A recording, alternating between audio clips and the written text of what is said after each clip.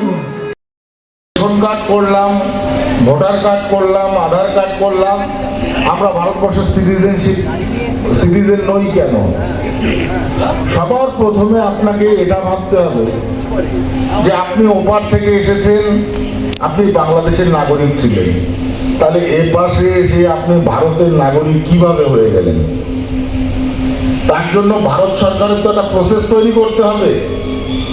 তাই যারা বিলম্ব করছেন সিএ করবার জন্য,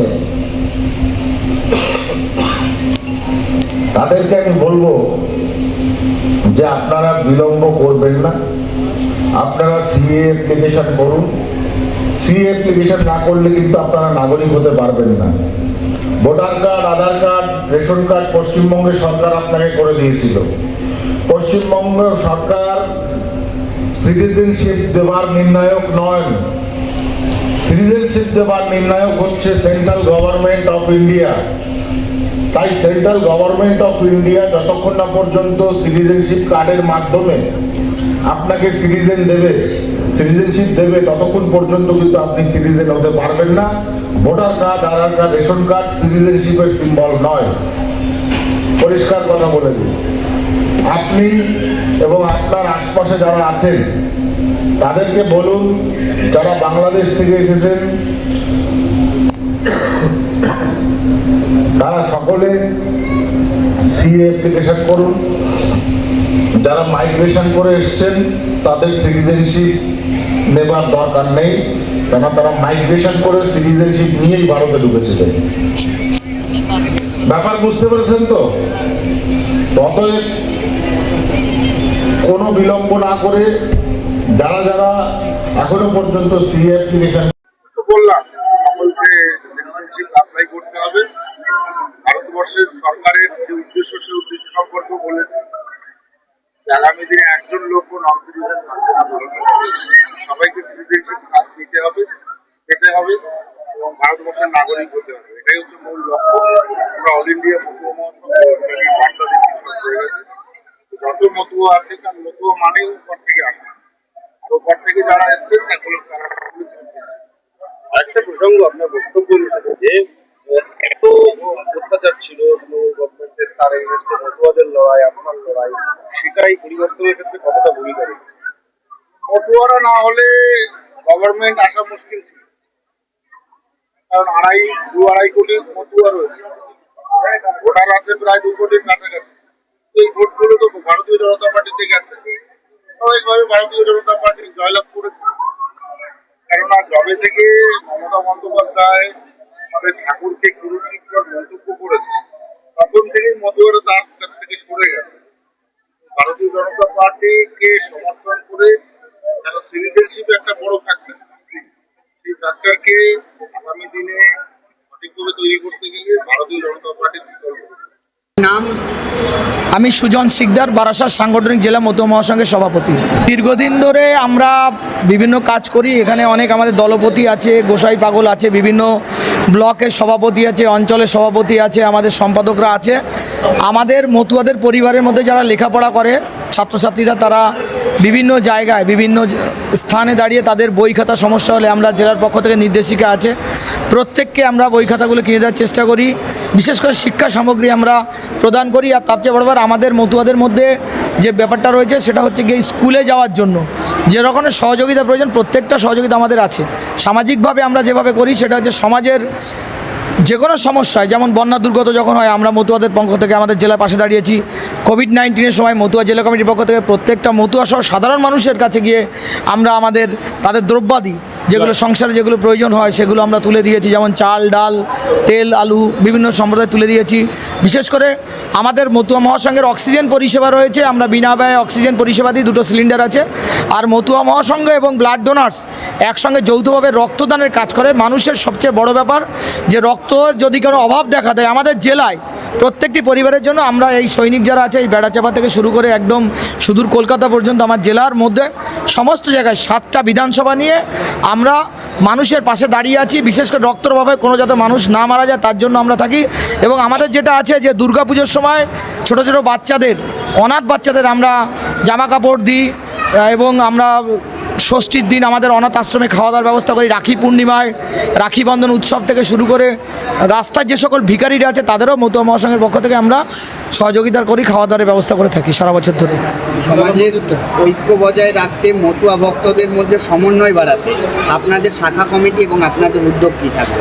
সমন্বয় বাড়াতে যেগুলো চলছে, যে মন্দিরগুলো আমাদের রয়েছে বিভিন্ন জায়গায়, মন্দিরগুলোতে আমরা সাপ্তাহিক সভা আয়োজন করেছি, যেখানে সবাই মিলে একসঙ্গে মায়েরা এবং আমাদের দাদারা একসঙ্গে মিলে সব একসঙ্গে মিলে সভা করছে, যাতে সবার সঙ্গে সবার তৈরি হয়। বিশেষ করে নবনির্মিত একটা শ্রীহরি মন্দির হচ্ছে, যেখানে আমাদের বারাসাতের সার্বজনীন হরি মন্দির নবপল্লীতে হচ্ছে। ওই মন্দিরের ভাবনা চিন্তা শুধু মন্দির নয়, ওখানে একটি পাঠশালা কেন্দ্র করা হবে এবং ওখানে স্বাস্থ্যকেন্দ্র করা আছে, যেখানে সমাজের মানুষরা প্রত্যেকটা বিধানসভার প্রত্যেকটা নেতৃত্ব যারা মতো আছে তারা এসে বসে এক জায়গায় সমন্বয় সাধন করতে পারে।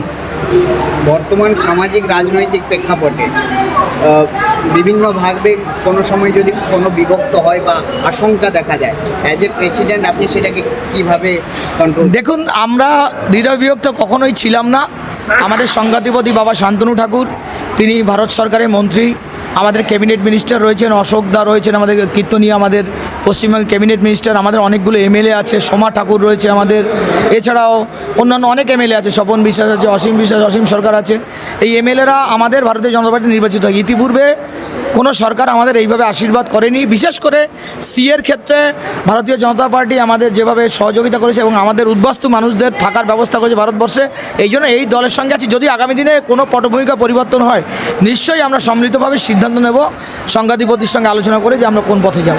নাগরিকত্ব সংক্রান্ত নথি প্রশাসনের সঙ্গে যৌথ উদ্যোগে কিভাবে সাধারণ মানুষের সমস্যার সমাধানের উদ্যোগ নেবেন আপনারা? দেখুন, আমরা ইতিমধ্যেই আমাদের ব্লক স্তরে যারা দলপতি আছে, যারা গোসাই আছেন এবং যারা মন্দির আছে, যেসব মন্দিরগুলো রয়েছে, প্রত্যেকটা মন্দিরের পক্ষ থেকে বিভিন্ন জায়গায় আমাদের ভক্তরা কিন্তু সিএ সম্পর্কে অলরেডি তারা ফর্ম ফিল আপ করা শুরু করে দিয়েছে।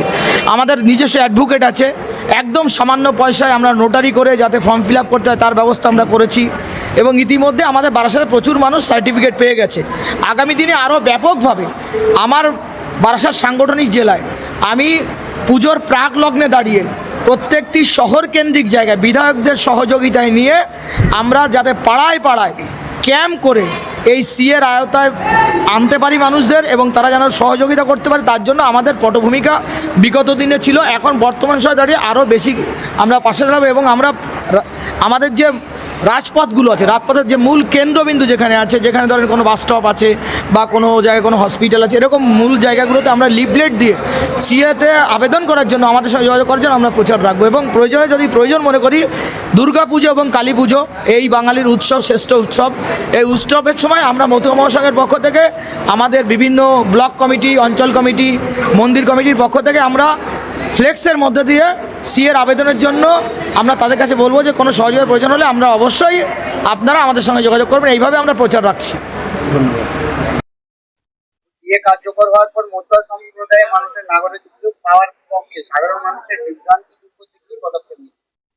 সাধারণ মানুষ কখনোই বিভ্রান্তিতে ছিলেন না। বিগত সরকার এবং সেই বিগত সরকারের মুখ্যমন্ত্রী বিভ্রান্ত তৈরি করেছিলেন। সেই বিভ্রান্তিকর অবস্থা পুরোপুরি কেটে গেছে ঠাকুর বাড়িতে এবং আমাদের সংঘের সমস্ত জেলা, সমস্ত ব্লক, তারা স্বতঃস্ফূর্তভাবে সমস্ত মানুষদের সিএ অ্যাপ্লিকেশন করবার জন্য ব্যবস্থা করে দিয়েছেন। ক্যাম্প করে সবাই সিএ অ্যাপ্লিকেশন করছে, নাগরিকত্ব পাচ্ছে। যেটুক সমস্যা ছিল, একটু ধীরে কাজ চলছিল, কারণ ধীরে কাজ চলার বিষয়টা ছিল রাজ্য সরকার এখন স্টাফ দেয়নি, সেন্ট্রাল গভর্নমেন্ট পোস্ট অফিসের মধ্য দিয়ে কাজ করেছিলেন, পোস্ট অফিসের স্টাফ কম থাকার জন্য ধীরে হচ্ছিল। আমরা গত 29শে জুন মুখ্যমন্ত্রী মাননীয় শুভেন্দু অধিকারীর সঙ্গে দেখা করি। উনি আমাদের আশ্বস্ত করেছিলেন যে খুব তাড়াতাড়ি রাজ্য সরকার সিএ সমস্ত বিষয় হাতে নিয়ে নেবেন এবং 19শে আগস্ট সেটা সেন্ট্রাল গভর্নমেন্ট থেকে রাজ্য সরকার হাতে দিয়ে দিয়েছে। সমস্ত জেলা শাসক তার দপ্তরের মধ্য দিয়ে এখন কাজ দ্রুততার সহিত করছে এবং অ্যাপ্লিকেশন করার 2 মাসের মধ্যে সিএ সার্টিফিকেট পেয়ে যাবেন। তার কোনো বিভ্রান্তিকর জায়গায় নেই, ঠিকঠাকই চলছে।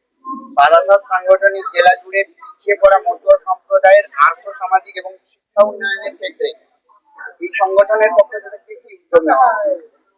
আমাদের ধারাবাহিকভাবে প্রথম থেকেই আমাদের যে স্লোগান ছিল, শিক্ষা আনে চেতনা, চেতনা আনে বিপ্লব, বিপ্লব আনে মুক্তি।